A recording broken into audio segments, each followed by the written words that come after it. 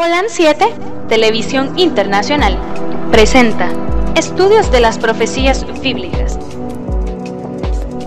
revelando las profecías para el tiempo del fin, a la luz de las Sagradas Escrituras y los escritos de la hermana Elena G. de White. Holan 7 Internacional, sanando, educando y reconciliando.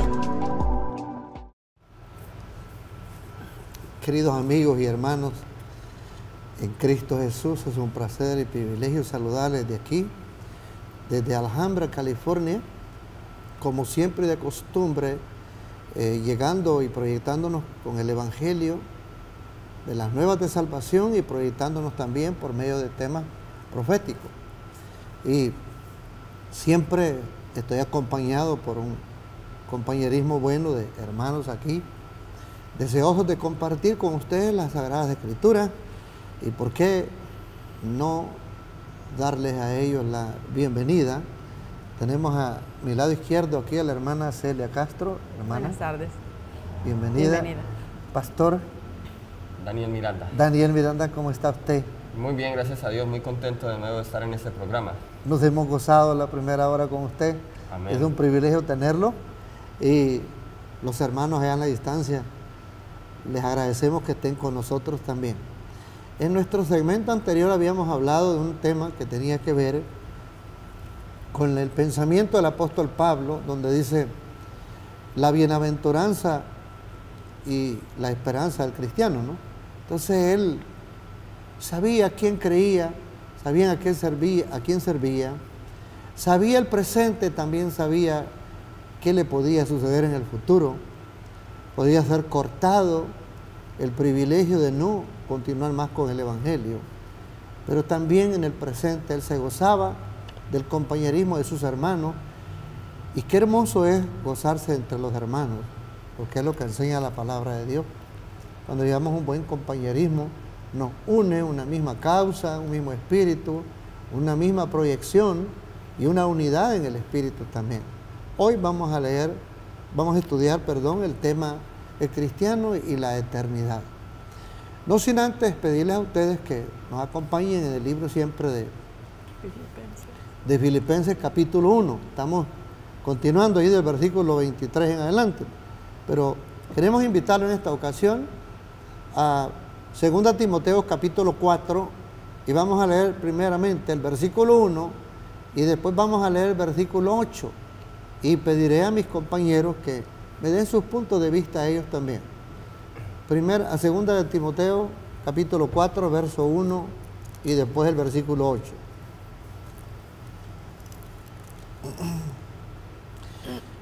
Dice el apóstol así: te encarezco delante de Dios y del Señor Jesucristo, que juzgará a los vivos y a los muertos en su manifestación y en su reino.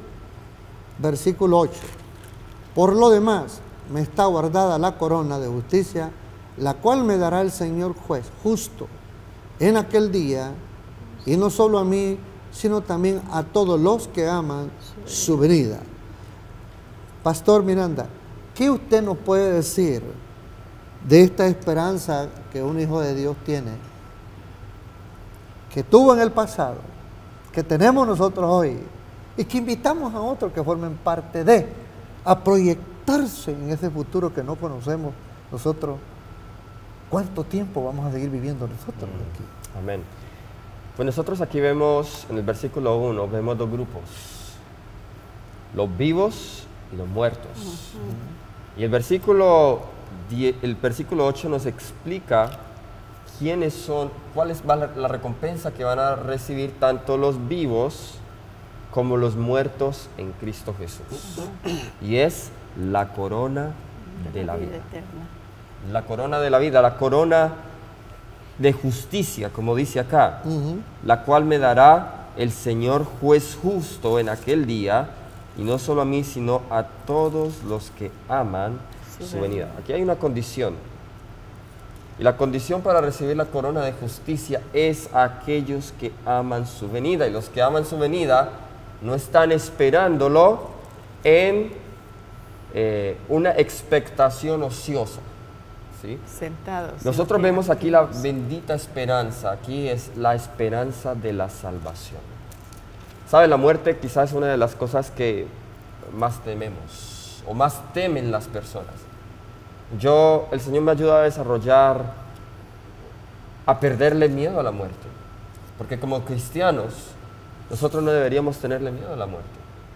Pablo no le tenía miedo a la muerte, dijo, bueno, si muero, esto va a ayudar, es ganancia para Cristo.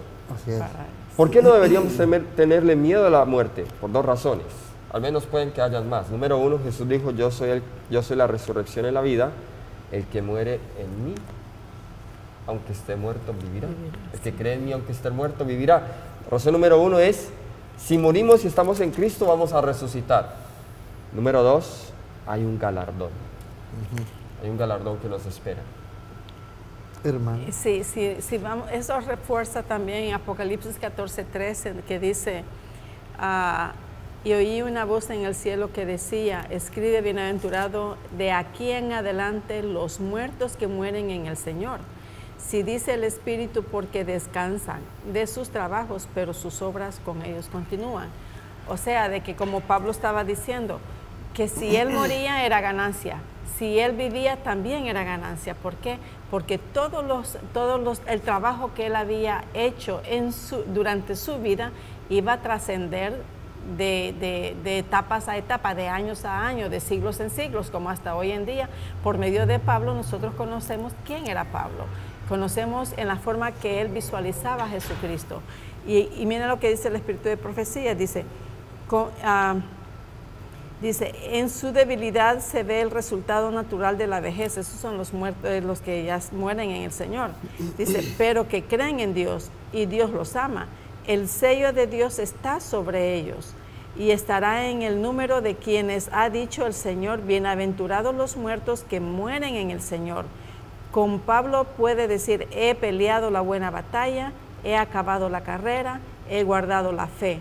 Por lo demás, me está guardada la corona de justicia, la cual me dará el Señor, pues justo en aquel día. Y no solo a mí, sino también a todos los que aman la venida. Hay muchos cuyas cabezas encanecidas Dios honra, porque han peleado la buena batalla y han guardado la fe también. Amén. Es interesante cómo termina este versículo 8. No solo a mí, sino todos aquellos que aman su venida. En este párrafo final de este versículo, la obra de Dios está siendo adelantada por hombres y mujeres, por jóvenes y niños, y aún por ancianos, como dijera la hermana, cabezas encanecidas, a quien Dios desea honrar ya muy pronto, ¿verdad?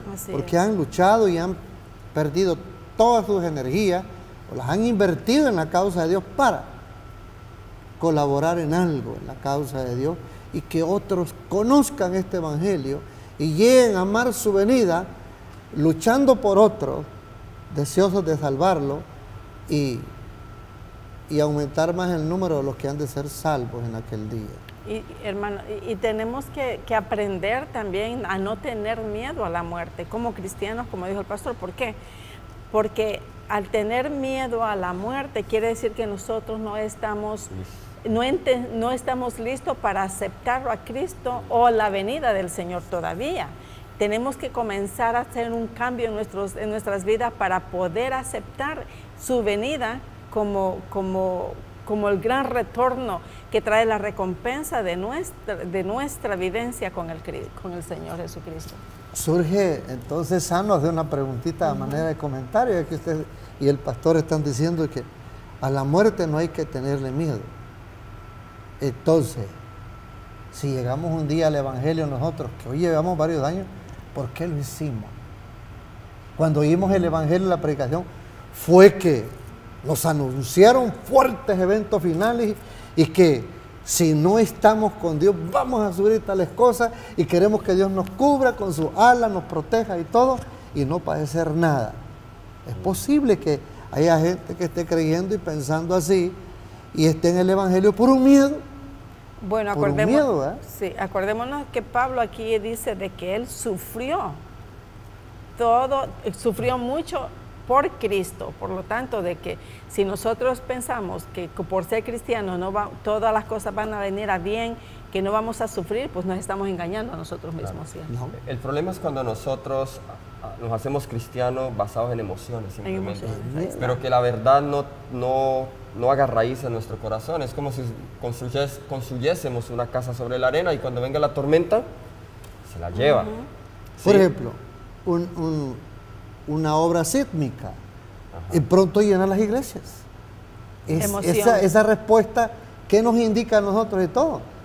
Muchos de ellos ya han conocido el Evangelio, ya se les ha predicado, y en verdad el mensaje por medio de la naturaleza que Dios está enviando les está dando un toque a la conciencia, es decir, hey, si ya no le crees a los humanos, créeme que yo puedo usar la naturaleza para predicarles a ustedes también.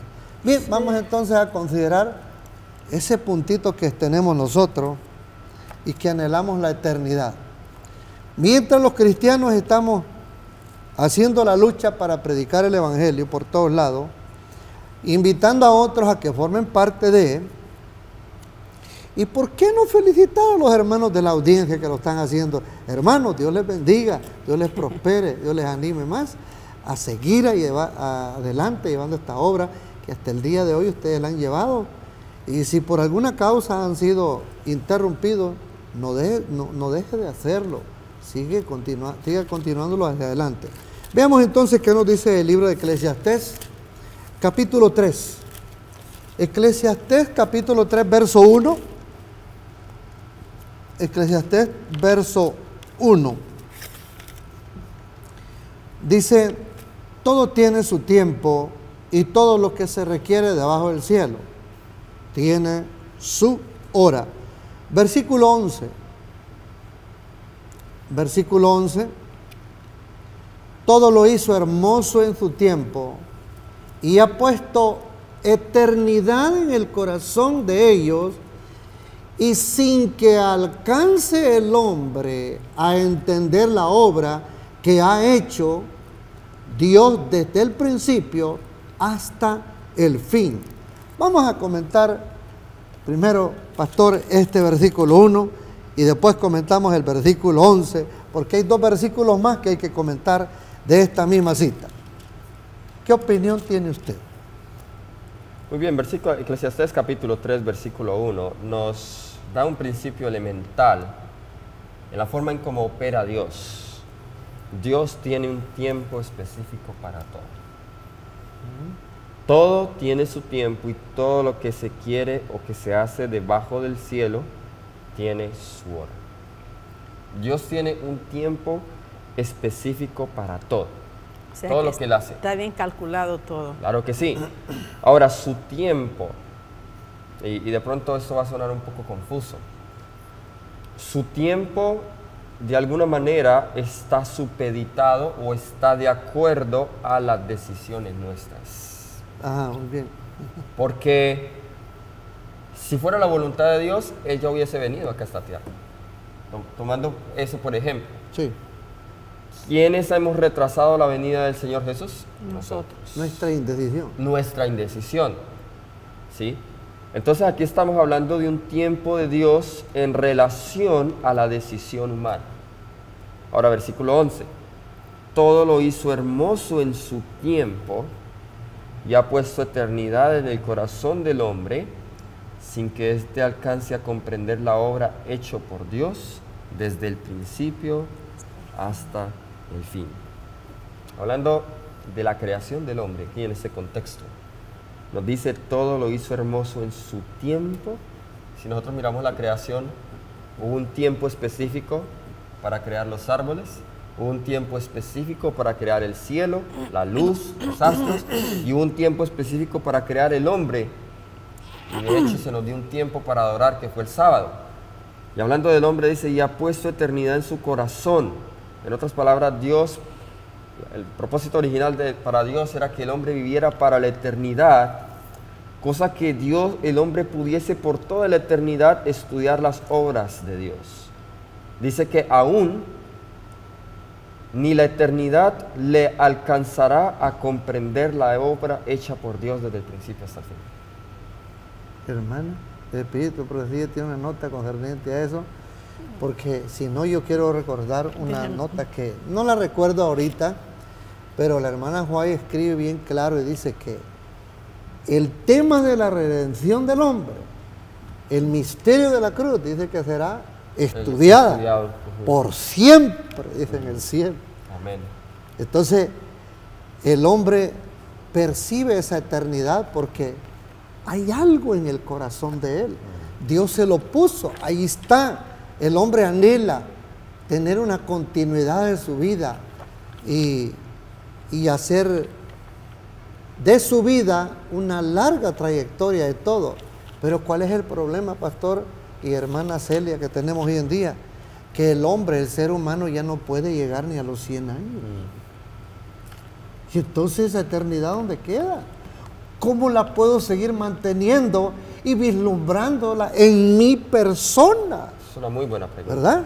¿Cómo puedo? ¿Cómo podemos entonces? Bueno, acordémonos de que el Señor, cuando antes de hacer el hombre, Él preparó la tierra, ¿cierto?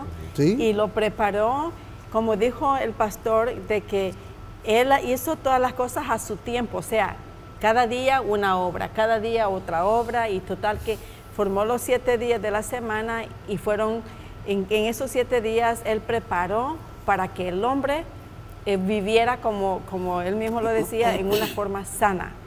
Pero ¿qué es lo que pasó? Que cuando entró el pecado, nosotros mismos nos hemos ido deteriorando por nuestra mala alimentación. Y eso es lo que, en lugar de estar comiendo las cosas sanas que el Señor puso en el Edén, y le dijo a Adán, después que pecara, con el sudor de tu frente tú te alimentarás, y lo puso a sembrar y lo puso a trabajar. ¿Con cuál es la idea de que lo puso a trabajar? Para que comiera de los frutos de que él sembrara y de ahí se alimentara. Claro, que ya después de que vino el diluvio y todo eso, dio orden que comieran animales, ¿cierto? Pero ciertas clases de animales que no fueran dañinos para nosotros. Así es que conforme el tiempo fue pasando, nosotros hemos quebrantado esa ley de alimentación, esa ley en la cual el Señor nos formó y nos dio días para descansar también, nos dio la noche para descansar. ¿Y qué es lo que hacemos muchos de nosotros? Trabajamos en la noche cuando en realidad la noche es para descansar. Y eso es lo que nos hace al cuerpo también irse desfigurando, irse trastornando, que nuestra salud dice, bueno, ¿y qué onda aquí? ¿No? ¿Qué pasó con mi cuerpo? ¿Qué pasó con mi cerebro? Mi hígado está aquí, mi estómago ya no funciona bien porque me están dando comidas a horas que no son adecuadas. Y eso es lo que a nosotros... Medias plásticas. A nosotros nos va desfigurando nuestro organismo a tal manera que nos vienen desarrollando enfermedades que el Señor dijo que no quería que nosotros tuviéramos, pero sin embargo lo desarrollamos por una mala alimentación, en pocas palabras, porque no obedecemos las leyes alimenticias. Entonces yo quería hacer un comentario. Está bien, más. sí, dígalo. Quería citar en Gálatas capítulo 4, versículo 4, estamos hablando del cumplimiento del tiempo, y todo eso está relacionado con la promesa que el Señor nos ha dado a nosotros de la vida eterna. Sí. Gálatas capítulo 4, versículo 4 nos dice, miren qué otra cosa maravillosa sucedió en su tiempo, pero cuando vino el cumplimiento del tiempo, Dios envió a su Hijo, nacido de mujer y nacido bajo la ley. Cumplimiento del tiempo, y el hermano Sebastián decía algo muy interesante, muy importante. La ciencia que estaremos estudiando por toda la eternidad es la ciencia de la redención. Hermosísimo eso, la ciencia de la redención. Cómo Cristo se hizo hombre para salvarnos de nuestros pecados. Saben, la salvación no es simplemente la venida de Cristo Jesús, nosotros ser liberados del pecado y llevarnos al cielo con Él, pero tiene que ver con la vindicación del carácter de Dios y estudiar esa ciencia de la salvación por el resto de la eternidad. Así es. Bien, es interesante todo esto porque en Él nosotros nos podemos encontrar y ubicar en todo. Siendo que en nosotros existe el espíritu, el gozo, el deseo de tener algo de esa eternidad, de aspirar, de desear encontrar el mejor doctor, la mejor medicina, el mejor proceso de descanso, de rejuvenecernos. Ahí está en nosotros. El darnos un tratamiento y todo especial conforme a la ciencia hoy en día, nosotros quisiéramos formar parte de esa ventaja que la ciencia ha provisto ahora, hoy en día, por medio de la tecnología y todo. ¿Por qué? Porque no nos resignamos nosotros a quedarnos en este mundo entenebrecidos, acabados en corto tiempo. Veamos entonces qué nos dice el mismo libro de Eclesiastés, capítulo 3, el verso 16 y el 17, hablando de esta eternidad que Dios ha puesto de anticipo en el hombre. El hombre lo vivió en un tiempo, se le quitó el huerto del Edén. ¿Eclesiastés qué? Eclesiastés capítulo 3, versículo 16 y el 17. Vi más debajo del sol, en lugar del juicio, allí impiedad, y en lugar de la justicia, allí iniquidad. Versículo 17. En el 17, y dije yo en mi corazón, al justo y al impío juzgará Dios, porque allí hay un tiempo para todo lo que se quiere y para todo lo que se hace. Yo pregunto, ¿cuál es el estado de las cosas hoy en día en el cielo y lo que aquí se está llevando a cabo en la tierra de todo, concerniente a esa injusticia y a la vez justicia que se va a efectuar o se está efectuando ya en muchos que están descendiendo a la tumba? Claro que sí. Bueno, lo que está ocurriendo hoy en el cielo es justo lo que nos dice aquí el versículo, el juicio. Cuando Salomón escribió esto, el juicio aún era un evento futuro. Pero nosotros sabemos que el juicio, la Biblia nos enseña que el juicio ya comenzó en el cielo. El libro de Hechos 17:31 dice que Dios ha establecido un día en el cual juzgará al mundo. Quiere decir que Dios tenía un día específico. De hecho, para eso hay tiempo también, un tiempo específico. Y ese tiempo escatológico, si no depende del hombre, ese depende de Dios. Y un día que Dios había establecido, un día en el cual juzgará al mundo con justicia por aquel varón a quien designó, dando fe a todos con haberle levantado de los muertos. Y ese juicio, ¿cómo afecta lo que está sucediendo en la tierra, como en el cielo, cómo afecta aquí a lo que nosotros estamos haciendo en la tierra? Recuerdo, hago un paréntesis, mis hermanos, aquí. Recuerdo una vez, estudiando este capítulo en la iglesia, allá de donde yo fui bautizado en Colombia, entonces estaba haciendo un comentario que algunas personas toman este capítulo 3 de Eclesiastés para decir, bueno, ¿sí ve? Nosotros podemos hacer lo que queramos. Sí, hay tiempo para bailar, hay tiempo para matar, hay tiempo para hacer cosas buenas, plantar todo. Hacer cosas buenas y cosas malas. Y que en realidad, bueno, Dios no tiene que juzgarme a mí, o sea, yo puedo hacer lo que yo quiera porque puedo usar el tiempo como yo quiera. Pero, ¿cómo entendemos eso? Y ahora, esto es con respecto a la pregunta que hace. ¿Cómo entendemos eso a la luz del juicio? Ahí mismo en Eclesiastés capítulo 11, Eclesiastés capítulo 11, versículo 9, y de esta manera es que el juicio que está sucediendo en el cielo me afecta a mí aquí en la tierra. Tiene que afectarme.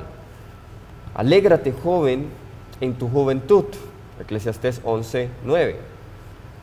Y toma placer tu corazón en los días de tu adolescencia. Lo que está diciendo, haz lo que quieras, sigue tus placeres y anda en los caminos de tu corazón y en la vista de tus ojos, pero sabe que sobre todas estas cosas te juzgará Dios. Haga bueno o haga malo. Haga bueno o haga malo. Interesante todo. Todo esto no conecta el joven en su debido tiempo de la juventud y todo, porque dice, ¿por qué ser frenado yo cuando está todo el vigor de mi vida? Sí. Y se suelta como un caballo desbocado y dice, a mí no me detiene ni me para nadie. El problema es cuando se va a ver en un terrible accidente o queda paralizado debido a ese accidente y todo. Y vienen los lamentos después, dice, y cuando se ve a la persona que en su debido tiempo le había hablado este pasaje, lo único que queda es una mirada así semi perdida y a la vez como con lágrimas y todo. Y el predicador le dice, no te preocupes, también en la misma Biblia dice, aún hay esperanza para todo aquel que está entre los vivos, ¿verdad? Es interesante porque Dios así trabaja y tiene su tiempo y juzga las cosas como Él sabe, ¿verdad? Así es. No. Ok, entonces seguimos entonces adelante, siendo que el apóstol Pablo tenía esta situación en sí.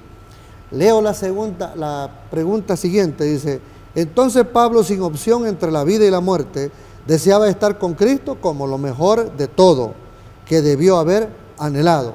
Y era que se llegara ese día de que él fuera transportado para el cielo, ¿verdad? Cosa que Pablo ahorita lo está esperando, ¿verdad? Es interesante todo eso, tomarlo en cuenta y considerarlo en nosotros. ¿Qué les parece entonces a ustedes si miremos entonces Ezequiel 33, 32? Ezequiel 33, 32.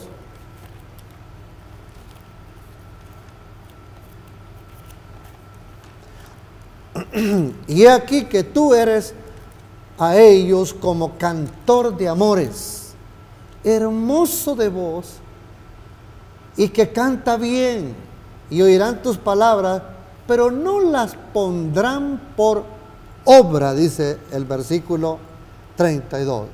Para este caso y comprensión del contexto, yo quiero invitarlos al libro de los Hechos 26, y vamos a leer del versículo 26 y el 28.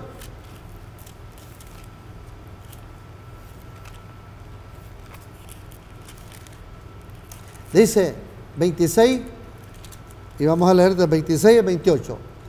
Pues el rey sabe estas cosas, delante de quien también hablo con toda confianza, porque no pienso que ignora nada de esto, pues no se ha hecho esto en algún rincón.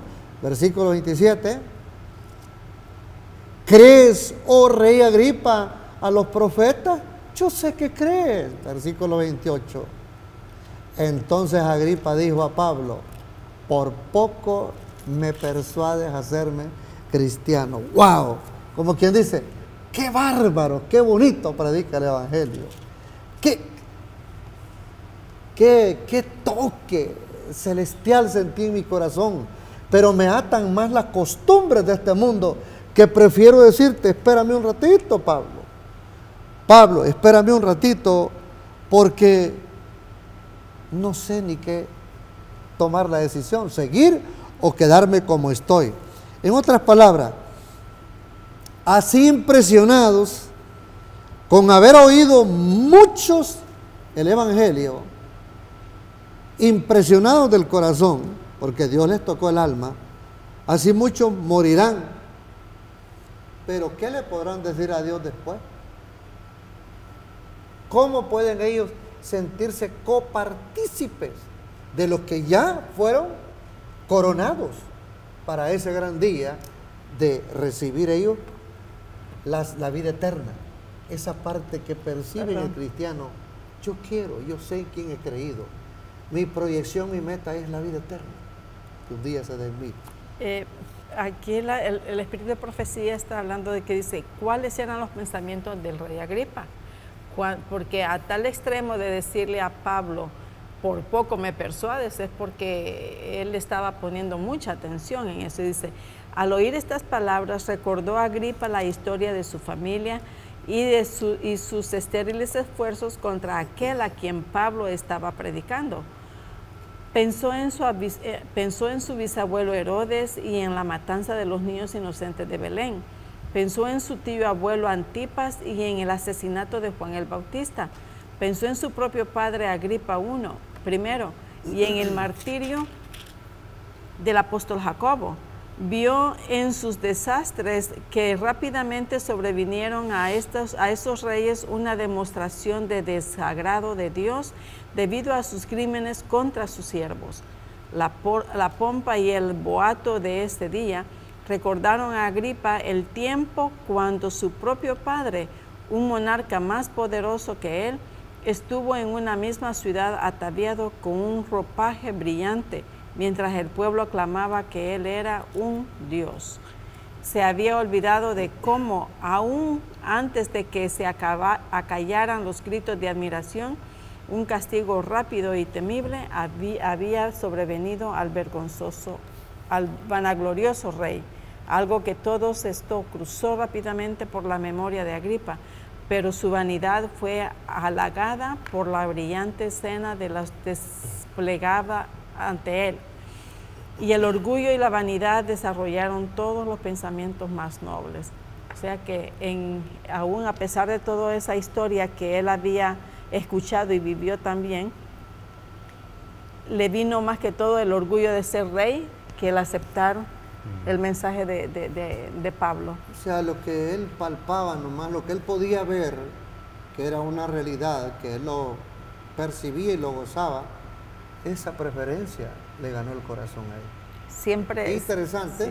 Estamos viendo aquí los privilegios del cristiano, cómo en realidad se proyecta la esperanza de la eternidad y cómo, siendo servidores de Dios, sabemos nosotros que gozándonos, siendo copartícipes de los que hoy en día ya descansan y que por causa de ellos el Evangelio nos llegó a nosotros y a ustedes también, la Biblia hace mención que hablando de esta esperanza, de esta hermosura, de esta belleza que proyecta el pensamiento del cristiano, ir más allá, de un día gozar de la eternidad, de tener un cuerpo bastante golpeado por la vida, las circunstancias, o los sufrimientos de traer el pan con dignidad a la casa. Espinos y cardos, dijo la Biblia, te producirá la tierra y ella misma te azotará con todas las inclemencias del tiempo y del sol. Sin embargo, la Biblia da evidencia de las intervenciones que Dios tuvo palpables en los hombres que le sirvieron a Él. Y para ello vamos a ver el libro de Génesis, capítulo 5, y veamos el versículo 24, cómo es que Dios se identifica con sus obreros y tiene participación e inmediatamente los hace sentir en su propia piel cómo es que Dios interviene y tiene a cabo. Caminó pues Enoc con Dios y desapareció porque Dios se lo llevó. Versículo 22. Versículo 22. Y caminó Enoc con Dios después que engendró a Matusalén, 300 años, y engendró hijos e hijas.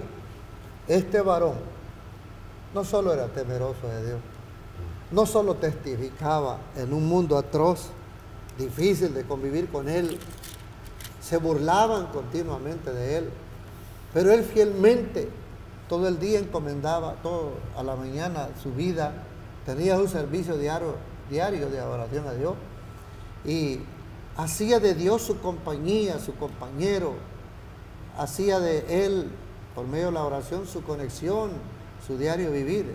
Era tan hermosa la relación que tenía, así como hoy en día la sociedad se comunica con el sistema de internet, el Facebook, todo lo que tiene la ciencia en proyección. Este joven le servía a Dios y amablemente caminaba con Dios y hacía de Dios él su voluntad. Dice vamos a considerar otra cita después, pero queremos dar la oportunidad a la hermana que lo lea. En el Espíritu de Profecía nos dice que Enoc veía a Dios solamente por fe. Veía Enoc a Dios siempre a su lado, constantemente, solamente por fe. Sabía que el Señor estaba allí y se adhería firmemente a los principios de la verdad. También nosotros debemos caminar con Dios. Cuando lo hagamos, nuestro rostro brillará con el resplandor de la presencia divina. Y cuando nos reunamos, hablaremos del poder de Dios, diciendo, alabado sea Dios, bueno es el Señor, y buena es la palabra del Señor. Cristo, un compañero constante, podemos tener lo que tuvo Enoc, podemos tener a Cristo como nuestro constante compañero. Enoc caminaba con Dios y cuando era asaltado por el tentador, podía conversar con Dios acerca de esto. No tenía un escrito está, como lo tenemos nosotros, pero tenía un conocimiento de su compañero celestial. Hacía de Dios su consejero y estaba íntimamente vinculado con Jesús. Y Enoc fue honrado debido a ese proceder. Fue trasladado al cielo sin ver la muerte. Pastor, ¿qué nos dice? Yo, mientras estábamos aquí leyendo estos versículos en cuanto a Enoc, y volviendo otra vez a lo que estábamos hablando de Pablo, vemos que el secreto entonces para caminar o para estar listos para su venida es caminar con Dios. Eso es lo que significa amar su venida. Y cuando uno ama a alguien, uno camina y tiene intimidad con esa persona, ¿cierto? Sí. Enoc tenía intimidad con Dios y estaba tan cerca al cielo, tenía tanta comodidad en el cielo que Dios dijo, oye, tú ya mantienes más acá arriba que allá abajo, ven, yo te voy a llevar. ¿Para qué estás ahí más? Ya no tienes que estar más allá en la tierra. Sí. Y eso es la experiencia que cada uno de nosotros que esperamos la segunda venida de Cristo Jesús tenemos que experimentar. Ese caminar con Dios. Me gustó la cita que compartía la hermana. Decía que lo hacía como su mejor amigo, dependía de él. Su consejero. Su consejero. ¿Cuántos de nosotros le pedimos consejo a Dios en las cosas más mínimas? Muchos de nosotros actuamos, creemos que somos sabios en nuestra propia opinión, pero Enoc, el consejero de Dios era Enoc. Él verdaderamente amaba la venida de Cristo Jesús. Qué hermoso, a mí me llamó mucho la atención el que dice que él consideraba y veía a Cristo a su lado, aunque no lo estaba, mejor dicho, aunque físicamente no estaba, pero por fe él lo sentía y lo veía. En el capítulo 1 siempre de Filipenses, versículo 23, volvemos a mirarlo. Y cuál es el sentir de Pablo frente a toda esta situación. Y podemos leer el carácter de él, cómo se siente, cómo se consterna el Espíritu Santo en él. ¿Cuál es el mayor del deseo? Dice, porque de ambas cosas estoy puesto en estrecho, teniendo deseo de partir y estar con Cristo, lo cual me es muchísimo mejor. En realidad lo que el apóstol deseaba aquí era su propia libertad, porque él estaba preso. Encadenado, ¿verdad? Encadenado, hablaba a la gente de todo, y no tenía la libertad. Hoy en día, ese encadenamiento hoy en día se llama grillete. Se le pone al pie a una persona un grillete, puede tener libertad de todo, pero ese grillete lo persigue y lo encuentran rapidito. ¿Qué les parece si vamos al libro de Salmos 18:30? ¿Qué nos dice la palabra de la experiencia del apóstol aquí? Salmos 18:30 nos dice su palabra lo siguiente.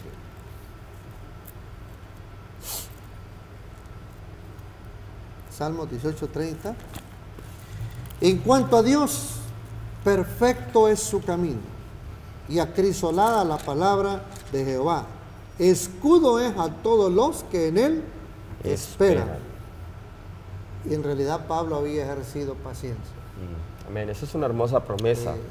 Nosotros leemos aquí, escudo es a todos los que en él esperan. Saben, una vez una persona toma la decisión de seguir a Cristo Jesús, Satanás no está quieto, no se va a quedar contento, porque Satanás sabe que esa persona ha salido, ha dejado de servirle a él y ahorita está sirviendo a Cristo Jesús. Pero tenemos la confianza que todos aquellos que esperan la venida de Cristo Jesús, que esperan esa eternidad de la que estamos hablando, el Señor es escudo para todos los que en él esperan. Van a haber pruebas, van a haber aflicciones, pero tenemos la seguridad de que Él es escudo para todos los que en Él esperan. Y de cierto, Pablo esperaba en Cristo Jesús. Bueno, el libro de 2 de Corintios, capítulo 4, Sí. 2 Corintios capítulo 5, versículo 4. Dice, porque asimismo los que estamos en este tabernáculo gemimos agravados, porque no quisiéramos ser desnudados, sino sobrevestidos, para que lo mortal sea absorbido por la vida. Qué interesante. La Biblia menciona tabernáculo aquí, y lo que el apóstol está mencionando ahí es su propio cuerpo en servidumbre al Señor, ¿verdad? No quisiera ser avergonzado, dice, y todo. Por el contrario, ser revestido con la justicia divina para ese día. No sé si ustedes tengan un comentario, prosigo adelante. Claro, solo un comentario muy breve. Este versículo nos está hablando de en el mismo contexto de Filipenses 1:23, de esas dos opciones, pero aquí Pablo las compara en el versículo 1 con un tabernáculo y un edificio. Y el tabernáculo es ese cuerpo mortal, esa tienda en el cual está, y el edificio es ese cuerpo inmortal que él iba a recibir, ¿sí? Asimismo, los que estamos en este tabernáculo, refiriéndose a este cuerpo, esta carne mortal, gemimos con angustia, pues no quisiéramos ser desnudados, o sea, muertos, no quisiéramos morir, sino revestidos. Y 1 Corintios 15 nos dice cuándo es que vamos a ser revestidos, para que lo mortal sea absorbido por la vida. Déjenme leerles aquí lo que dice el Espíritu de Profecía. Dice, el toque final de la inmortalidad, dice, tenemos un Salvador resucitado viviente. Rompió las cadenas de la tumba después que había yacido ahí 3 días. Y en triunfo proclamó sobre el agrietado sepulcro de José, yo soy la resurrección y la vida, y Él viene. ¿Nos estamos preparando para Él? ¿Estamos listos de modo que si cayéramos dormidos, podríamos hacerlo con la esperanza en Jesucristo? ¿Estáis trabajando ahora por la salvación de vuestros hermanos y vuestras hermanas? El dador de la vida vendrá pronto. El dador de la vida viene para romper las cadenas de la tumba. Hará salir a los cautivos y proclamará, yo soy la resurrección y la vida. Ahí está la hueste resucitada. El último pensamiento fue de la muerte y sus angustias. Los últimos pensamientos que tuvieron fueron del sepulcro y de la tumba. O sea, de que aquí está hablando para aquellos que, si no estamos vivos cuando Él viene, estemos muertos, son para aquellos que aún murieron en la fe, creyendo de que Jesucristo venía, ¿cierto? En otras palabras, que debemos de tener cuidado con qué pensamiento morimos nosotros. Es cierto. Porque con ese pensamiento que nosotros inspiramos, con ese pensamiento nos va a despertar Dios. Exactamente. Y si morimos maldiciendo a Dios, con ese pensamiento nos va a despertar Dios. Y si morimos alabando y glorificando su nombre, así mismo nos va a despertar Dios. Leo de 1 Corintios capítulo 15, versículo 51 en adelante.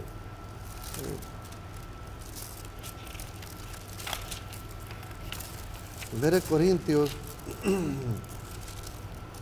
15, 51 al 54. He aquí os digo un misterio, todos ciertamente no dormiremos, mas todos seremos transformados. En un momento, en un abrir de ojo, a la final trompeta, porque será tocada la trompeta y los muertos serán levantados sin corrupción, y nosotros seremos transformados, porque es menester que esto corruptible sea vestido de incorrupción, y esto mortal sea vestido de inmortalidad. Y cuando esto corruptible fuere vestido de incorrupción, y esto mortal fuere vestido de inmortalidad, entonces se efectuará la palabra que está escrita, sorbida es la muerte con victoria. ¿A qué le tememos, dijo el pastor? A la muerte. ¿Ya? Porque ella se apodera de nosotros y nos lleva a una situación bastante penosa y todo. El hombre nació con un principio de eternidad. Jamás iba a ver la muerte. Pero como se dio al pecado, tiene que ver la muerte. ¿Verdad? Claro. Interesante todo esto.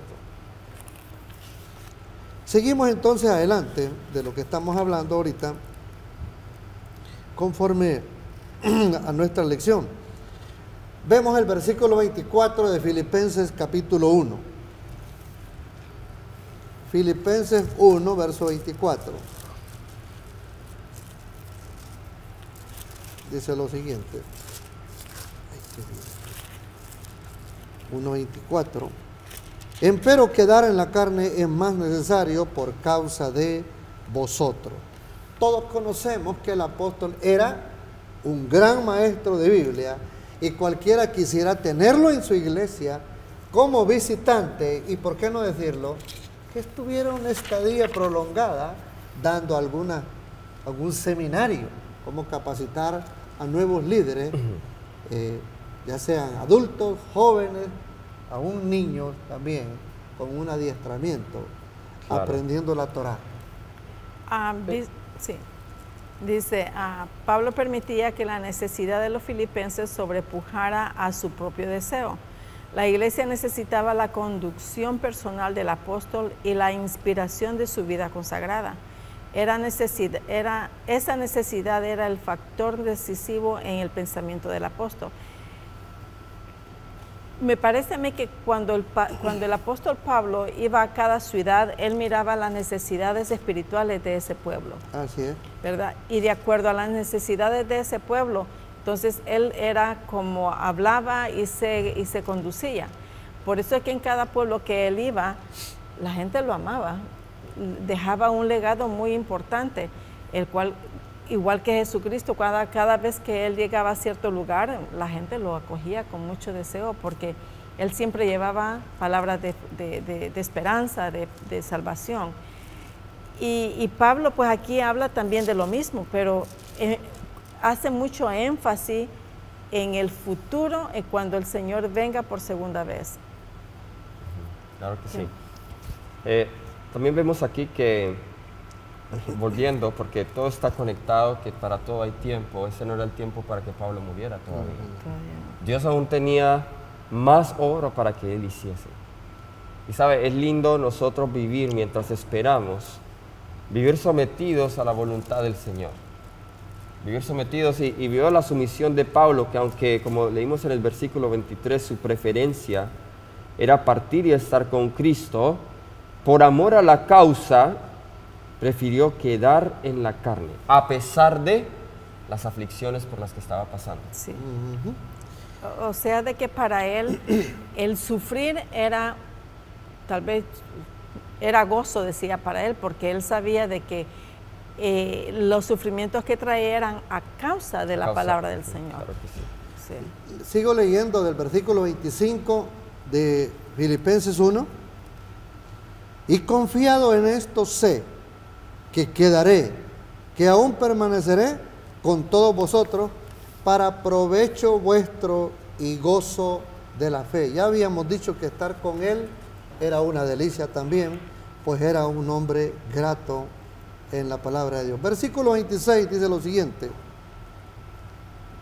para que crezca vuestra gloria de mí en Cristo Jesús, por mi venida otra vez a vosotros. O sea que él anhelaba la libertad para estar con ellos y gozarse, como estamos diciendo aquí todos. Dice, como Pablo estaba convencido de que lo necesitaban ahí en Filipos, expresó su confianza en el Señor, le permitiría vivir y continuar haciendo la obra que le había señalado. Esta expectativa se cumplió cuando compareció ante Nerón, fue declarado inocente y puesto en libertad. Trabajó de nuevo entre las iglesias por un breve periodo, posiblemente visitó a Filipos, pero fue encarcelado de nuevo y más tarde ejecutado. Estas palabras definen, o sea, el versículo que el hermano leyó fue para que abunde vuestra gloria en mí, de mí en Cristo Jesús, por mi presencia otra vez de vosotros. Estas palabras definen la razón por el aumento de gozo de los filipenses, gozo que derivaba de la relación con Cristo y no simplemente de su trato con Pablo. ¿Qué dice usted de esto, pastor?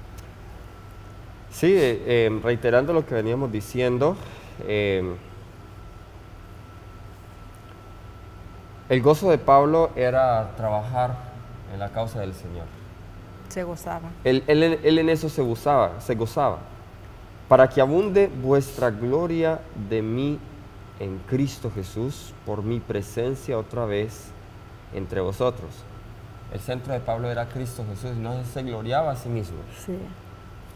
Si el gozo de estar que entre hermanos es hermoso, la Biblia lo describe en Salmo 133, vamos a leer versículo 1 al 3. Mirad cuán bueno y cuán delicioso es habitar los hermanos igualmente en uno.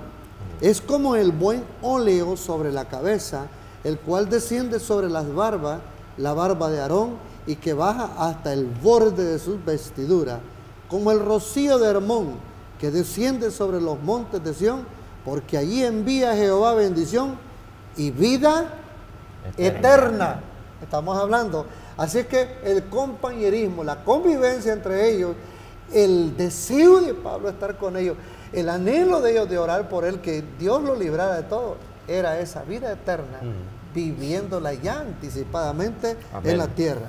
Amén. Leo entonces el versículo 27, porque ya nos está quedando poco tiempo, del libro de Filipenses, capítulo 1, versículo 27. Dice el 27, solamente que converséis como es digno del Evangelio de Cristo, para que os sea que vaya a vosotros a veros, dice, o que esté ausente, oiga de vosotros que estáis firmes en un mismo espíritu, unánimes, combatiendo juntamente por la fe del Evangelio.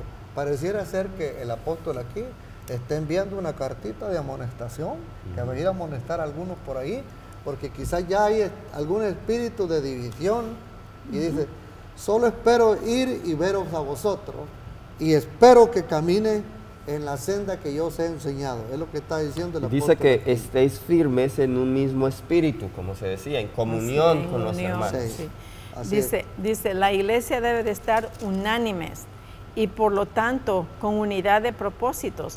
Se da por sentado que esta armonía debe buscarse con sueno fervor, pues es un don del Espíritu Santo, pero aquí no se hace referencia directa al Espíritu Santo. A pesar de todo, nada indica tan claramente la presencia del Espíritu entre los hijos de Dios como la unanimidad del Espíritu, de pensamiento y de acción.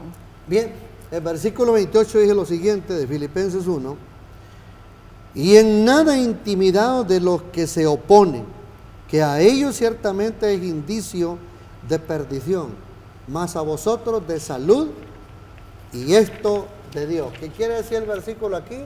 Que el apóstol está pensando ir y visitar a la iglesia, congregarlo juntamente y decir qué son esas cosas distintas a la doctrina que estamos oyendo. Hermanos, si hay un asunto de salvación, dice el apóstol, por favor conversemos en todo esto, porque en el principio no fue mi cometido daros a ustedes un mensaje distinto que al que habéis recibido. Y si algún distinto ha llegado, pues por favor tengan la convicción de hacer frente a una realidad que están viviendo, pero nunca mantenerla solapada, porque eso arrastra más siervos tras sí y perturba a la iglesia.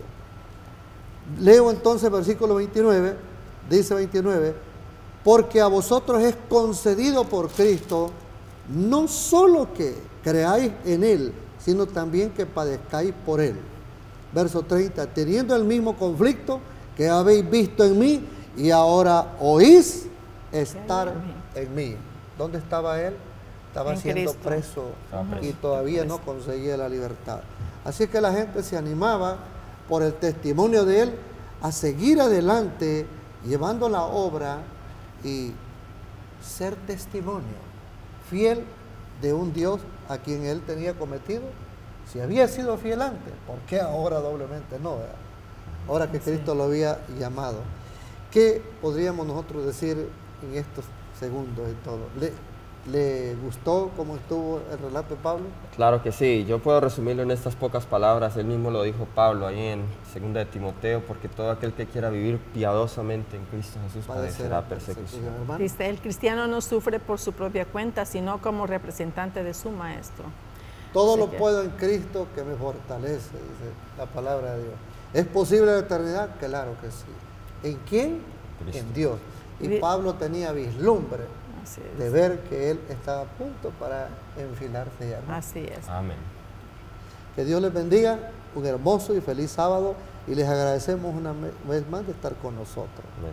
Sea Hasta la Dios próxima. con ustedes. Hasta la próxima. Amén. Metro Evangelización 3000. En la Biblia encontramos el gran desafío evangelístico que han representado las ciudades a quienes desean hacer suya la orden de ir y predicar el Evangelio. En la actualidad, la mayoría de personas viven en las grandes metrópolis. Debemos aceptar que hoy podemos predicar a cientos, miles y millones de personas que están a nuestro alrededor. Y esto lo podemos hacer con planes muy abarcantes que nos desafíen a una obra mayor. Ya están listos los peces, ya están listas las redes, solo faltan los pescadores. Presentamos Metro Evangelización 3000. Todos pueden hacer algo en esta obra. En estas reuniones hogareñas presentamos a Cristo a las familias. Metro Evangelización 3000, donde más de 125 ciudades serán impactadas por el mensaje de salvación de la verdad presente. Únete, acércate y forma parte de este magno evento. Abre tu hogar y sed de gran luz. El Señor está esperando por ti.